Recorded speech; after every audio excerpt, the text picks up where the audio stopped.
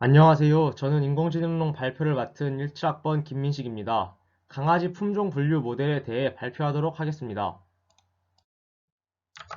목차는 다음과 같습니다. 기술 수준 및 동향, 데이터 수집 예시, 적용 기법 및 모델, 딥러닝 모형 개발 및 실험, 실험 결과 분석, 개선 방안 제시, 해당 순서로 발표를 진행하도록 하겠습니다.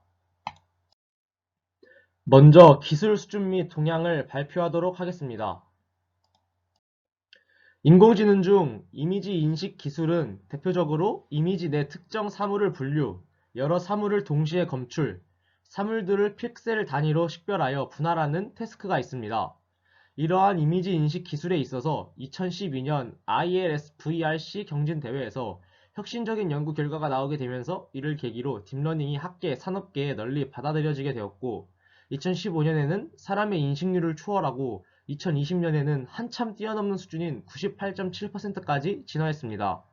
하지만 정확도 측면에서 인공지능 이미지 인식 시술이 사람 이상의 수준으로 진화되었으나 현실 세계에 적용하기에는 안정성과 신뢰성에 추가적인 보완이 요구되고 있습니다. 그리고 이미지 인식 기술은 작은 장치에도 사용하기 위해 경량 딥러닝 기술을 위해 정확도는 유지하면서 크기를 줄이거나 연산을 간소화하여 경량화하는 작업을 진행하고 있습니다. 다음은 데이터 수집의 예시입니다. 저는 강아지 품종 분류 모델을 만들기 위하여 여러 검색을 통하여 캑을 해서 강아지 품종 분류 모델을 위한 데이터셋을 발견하였습니다. 이는 트레인 데이터와 테스트 데이터로 나누어져 있었고 각각 1만 장 이상의 데이터를 가지고 있었습니다. 오른쪽에 있는 그림은 데이터의 예시입니다. 그리고 해당 데이터 파일에는 라벨스라는 엑셀 CSV 파일이 있었습니다. 이 CSV 파일은 트레인 데이터의 정답 값으로, 즉 강아지의 품종이 적혀 있었습니다. 따라서 이 데이터를 통하여 강아지의 품종을 확인할 수 있었습니다. 적용 기법과 모델에 대해 설명하도록 하겠습니다. 저는 우선 사진 데이터를 사용하고 있고 이미지를 분류하여 예측하는 모델을 사용하기 위하여 CNN을 사용하기로 하였습니다. 이는 이미지의 피처를 분류하여 테스트 이미지의 예상치를 찾을 수 있을 것으로 예상합니다. 오른쪽에 있는 코드는 CNN의 코드의 예시입니다.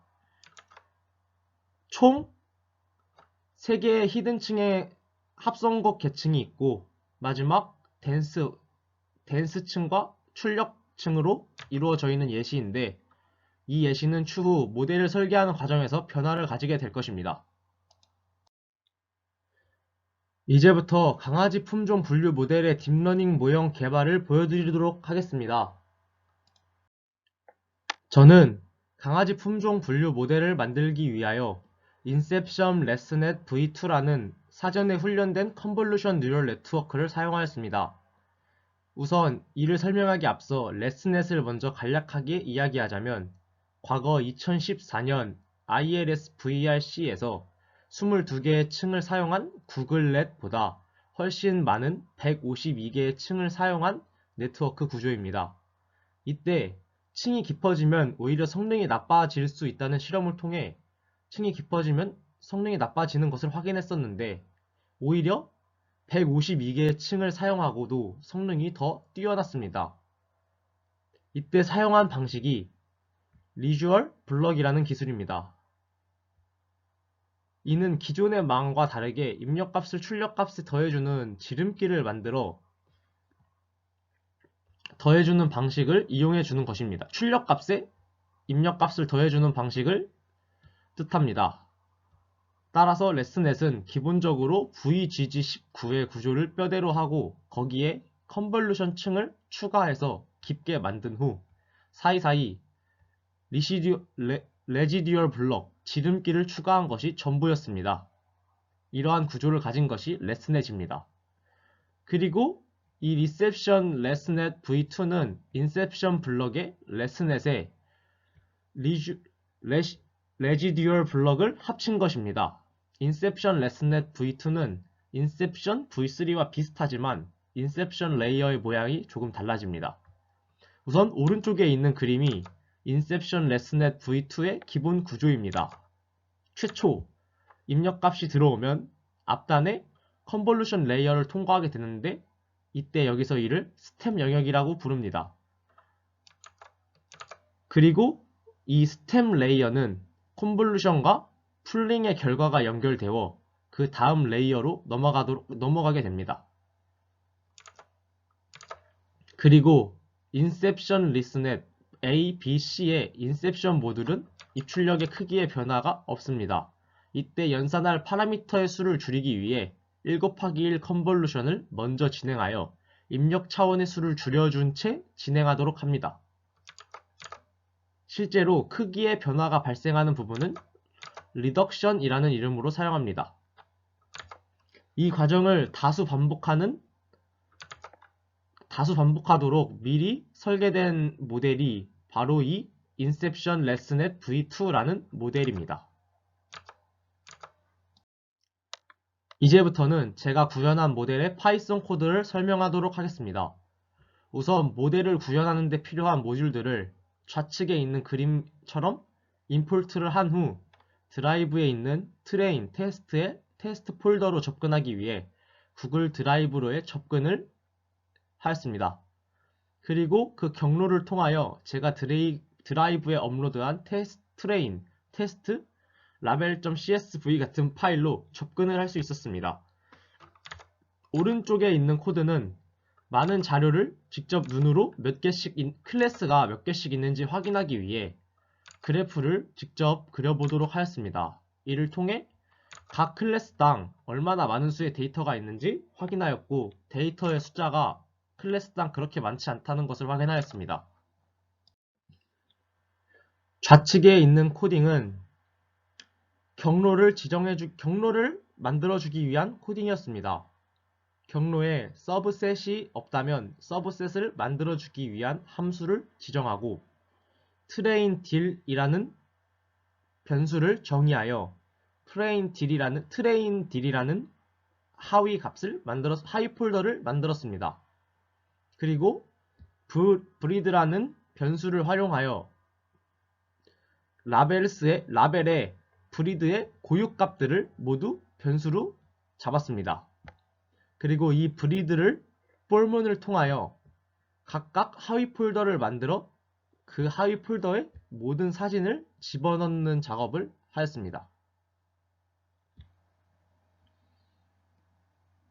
그리고 배치 사이즈를 64로 지정한 후 이미지 데이터 제너레이터라는 함수를 통하여 각 클래스당 데이터 수가 적었던 부분을 극복하기 위하여 보충하여 추가적으로 데이터를 조금 객체를 생성하였습니다. 그 후 오른쪽에 있는 것처럼 인셉션 레스넷 v2를 임포트하여 인셉션 레스넷 v2를 인셉션 보틀렉이라고 지정하였습니다.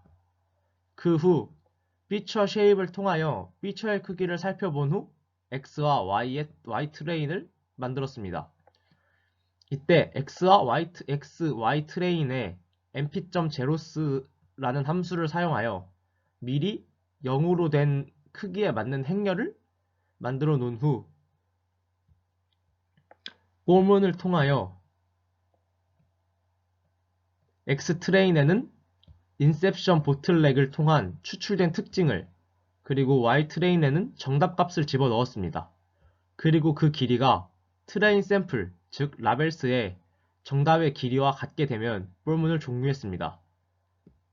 그리고 사이즈를 확인하여 X 트레인의 형태를 추후에 있을 덴스 레이어에 넣기 위하여 X 트레인의 크기를 리쉐입을 통하여 크기 수정을 거쳐 주었습니다.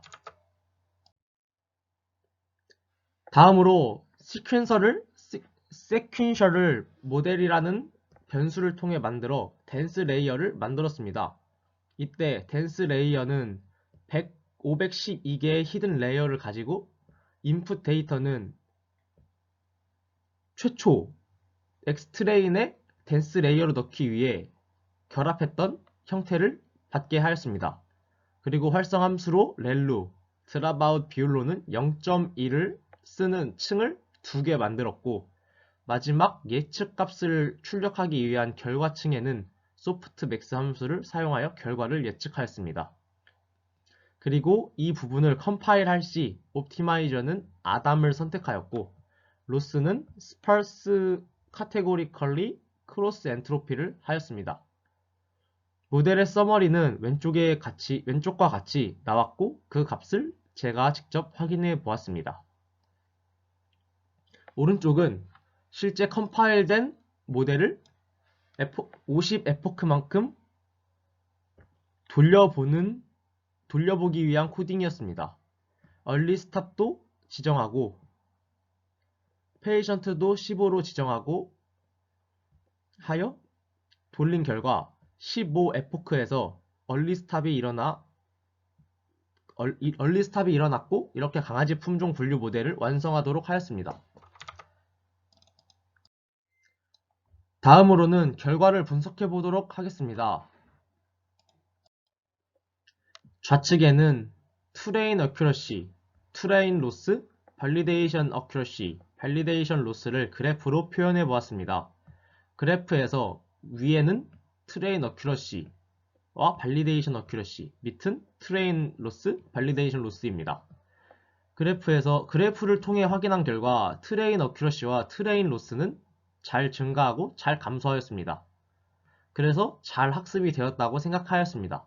하지만 발리데이션 어큐러시와 발리데이션 로스는 크게 증가하지 않고 크게 감소하지도 않았습니다.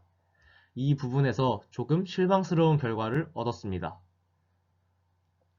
오른쪽 그림은 제가 가지고 있던 기초 데이터 예시에서 테스트 사진들 중 하나를 뽑아 예측시킨 결과입니다.